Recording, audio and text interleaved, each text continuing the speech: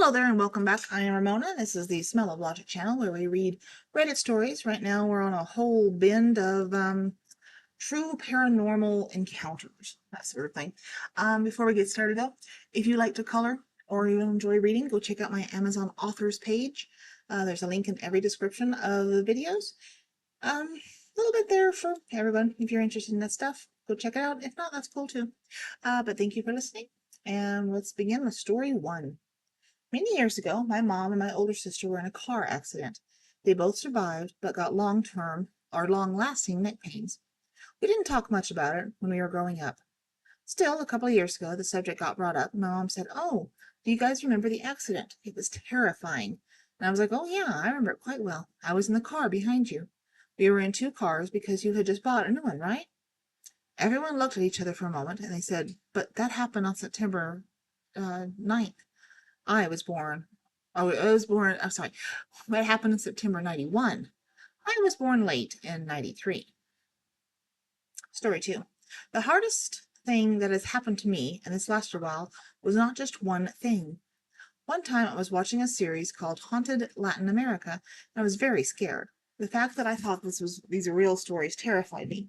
It is worth mentioning that I have heard that what attracts bad things is not the movie, but the feeling that the movie generates in you. Well, I was very scared, so I looked away. Where I lived, to go to the bathroom, I had to go through a very dark chicken coop that was a hallway, and next to the chicken coop was a fence. Well, I had to go to the bathroom, and as I had passed by there, I heard what I thought was a growl in there, but nothing could be seen. I ran back to my house and made my husband accompany me. That was the first thing. Then one night we were sleeping, and above my bed I had a shelf where I put a bag of sweets so that my children couldn't reach it. Then, in the early morning, a noise woke me up, which I continued until I reached for the bag, and then I saw that it was moving. I thought a mouse or an insect had gotten in, so I woke up my husband and showed him. He saw the bag moving, so I told him, "Let's grab a bigger bag. I'll take the sweets to see what it is, and you quickly close the other one to catch it." That's how we did it, and in the bag there was nothing but candy. Not a mouse or an insect came out.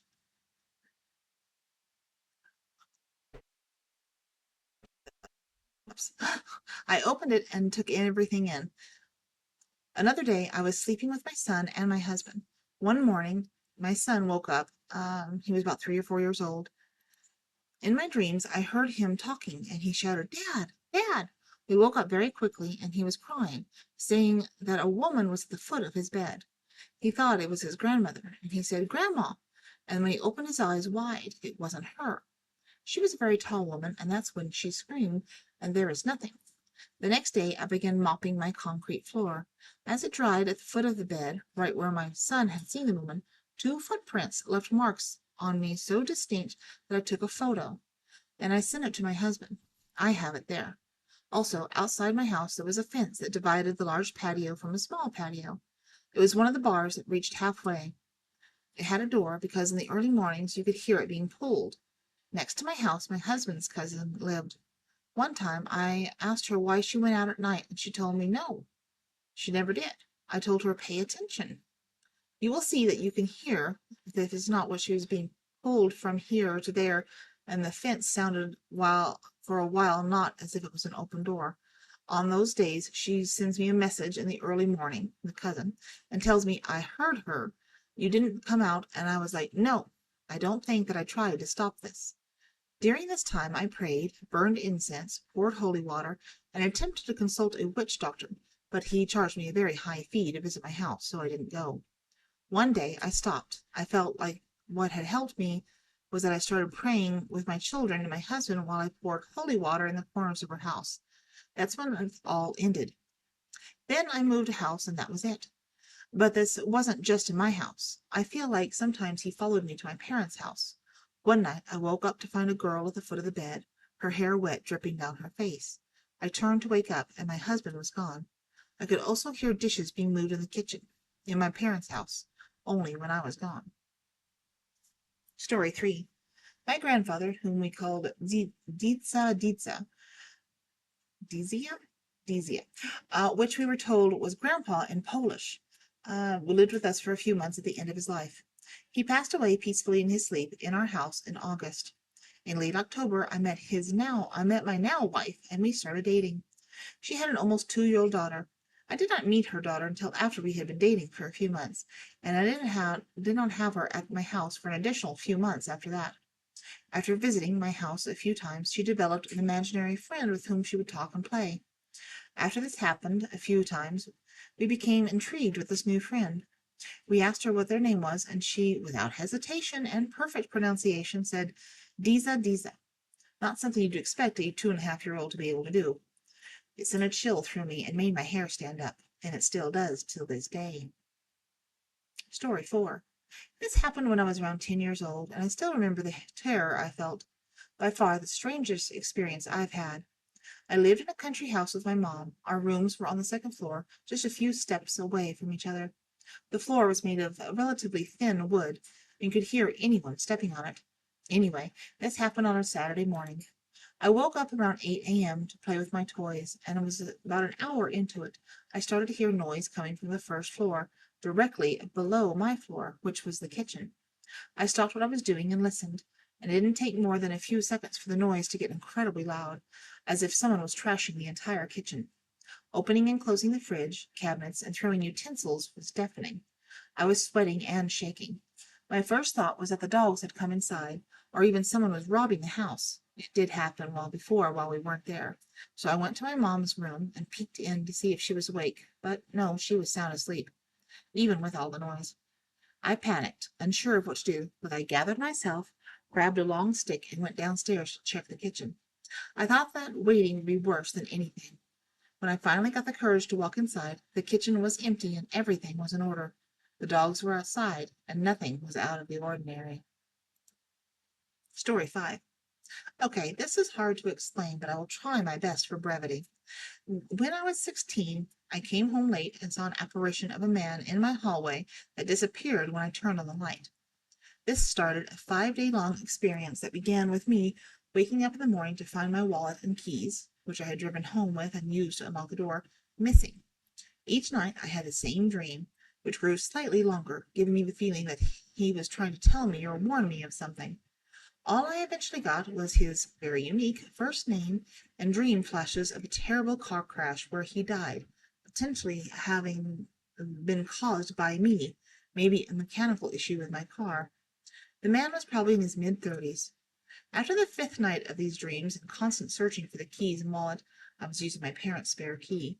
I was working at a small hardware store when a small child, 2 or 3 years old, came in with his mom. Mom went to the back. The kid, who had similar features to the man, stopped in front of me at the cashier and just stared at me deadpan, despite my attempts to engage him. Mom finally came back to the front in a flurry, looking for her son and calling him the same name as the guy in my dream. I was already freaked out, as I had never met another person with the same name. When I left for work that day, I unlocked my car and got to find my keys and wallet next to the gear shift, sitting right on top of the emergency brake.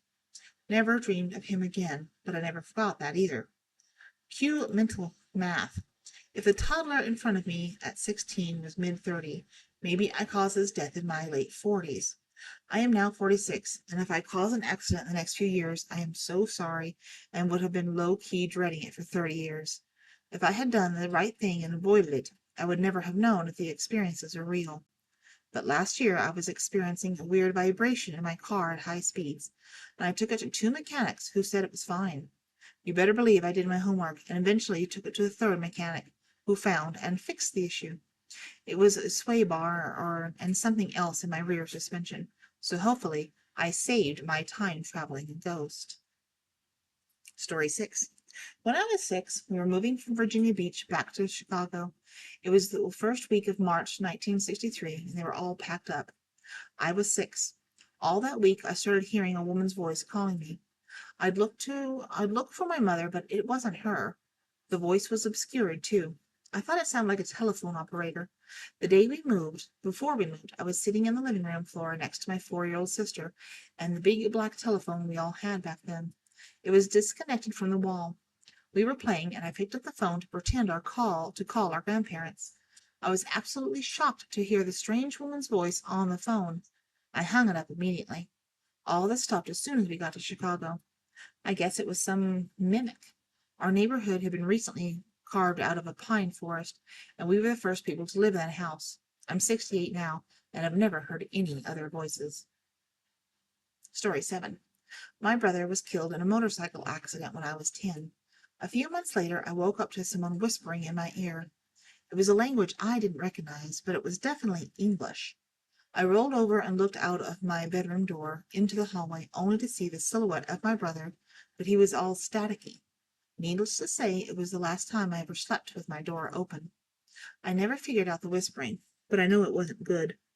Whoever was whispering did not like me and wanted to get rid of me. Story 8. Sitting shotgun in my boyfriend's truck, driving down a private road in the southern Kentucky woods, a gray, smokish thing shaped like a human jumped into the hood of his truck from the right and then tumbled off to the left. It was like smoke, but it made the same sound on the hood as if it were a real person. We both freaked and confirmed with each other what we saw. I can still see the flash movement it happened in my mind, but I have no idea what it was. It happened so fast. I don't go into the woods at night anymore. Story 9. So a few years ago, I started to do a big road trip. We lived in the southern region of the U.S. and made plans with my mom to meet up in the very far north, in far northeastern Montana. She was coming from Southern California. She flew up and I was going to drive because we were going to camp out for a few days. Side note, the eastern side of Montana is plains, not at all like the western side most people imagine. We were all going to visit some extended family, as my grandpa and my mom's dad was from that area. So we were planning to drive back to Southern California together, drop her off, and then I'd head back to my place. Altogether, this was going to be about 8,000 miles of driving. I was in school at the time and had a summer break, so I wanted to take my time and do this right. I dropped my mom off, and then on the way back home, I planned to camp out on some BLM public land. If you are familiar with the Southwest, I was taking I-10 until it became I-40, then back across Arizona, New Mexico, and Oklahoma. I got to the national forest outside Gallup, New Mexico, and decided to pull off the highway to find a place to spend the night. I found a BLM campground a few miles north of I-40 and set up my gear. It was a lovely night in late June, and I was excited to watch the meteor shower in the darkness.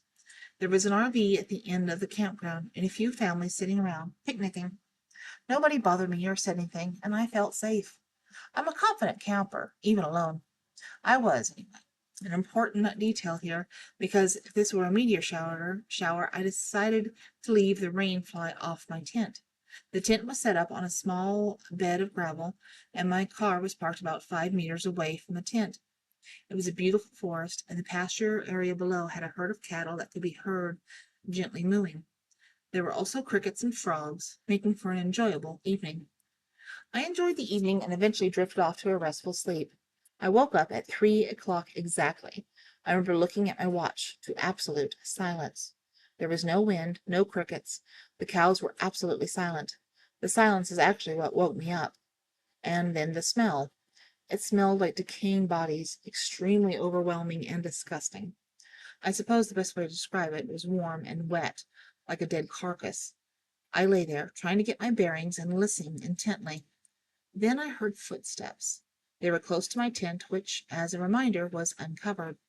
I lay still, holding my breath, hoping that whatever was out there would walk on by, hoping it was, well, a person. I lay there for about 10 minutes, my heart beating out of my chest, when I heard the most terrifying sound I've ever experienced. It was, let's say, a scream, but higher pitched than what you could imagine a human range could carry, and lasted much longer than what I imagine human lungs can carry. Blood curdling, like a full minute-long shriek at full power and high-pitched. Then I heard another from a different direction and at some distance. This went on for a while, and I was sweating with fear, trying to figure out how I could get to my car without whatever it was out there noticing me or getting me first. Suddenly, a torrential downpour fell on my camp, which was my cue to get up. From this time it started raining until I got out of my sleeping bag. There was a standing inch of water inside my tent. I ripped the sippy open and in one swoop grabbed the entire tent and everything inside it and ran for the car. Fortunately, I had my car keys in my pocket and pressed the button to unlock it while I ran. I threw the tent into the back seat, still assembled, absolutely sopping wet. I looked like I had fallen into a river. I started the car and pulled forward. The screaming was still happening. As I pulled the car out of my campsite, I saw the little outside light of the RV turn on, which was oddly comforting. The rainstorm that had burst onto me ended as I drove out of my campsite, super isolated. The road down past the RV was bone dry. I decided that I'd slept long enough and was too freaked out to even attempt to sleep there again. I remember looking at my watch and seeing it was 4:30. I drove down the hill into the cow pasture, where the entire herd was standing completely still in absolute silence. The shrieking continues, now echoing into the fields and the hills below. It was absolutely terrifying. I made it out to the highway and remember that I had seen a gas station and an exit before the one I took to get up to the campsite. I drove back and ran inside, looking crazy, sopping wet, terrified, and exhausted. I went to the bathroom and wrung out my clothes.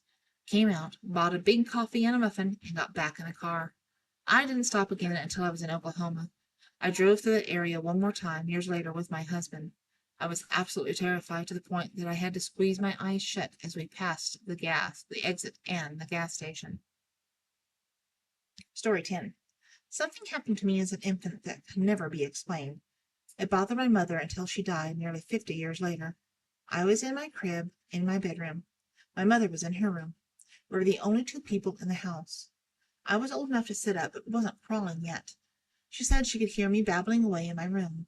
She got up to check on me, and to her absolute shock, I was out of my crib and sitting on top of a 4-foot dresser. There was absolutely no way I could have crawled out of my crib or crawled on top of that dresser. Again, we were the only two people in the house. She got really creeped out by that, obviously, and also said that I had the goofiest grin on my face. I've had strange experiences my entire life, and apparently they started before I was even able to crawl. So there you go. Those are some good stories. I'm liking these. Pretty interesting, entertaining to listen to. I hope you found them entertaining as well. If you did, leave a like or a comment. And if nothing else, go listen to another video. I appreciate it. Talk to you later. Bye.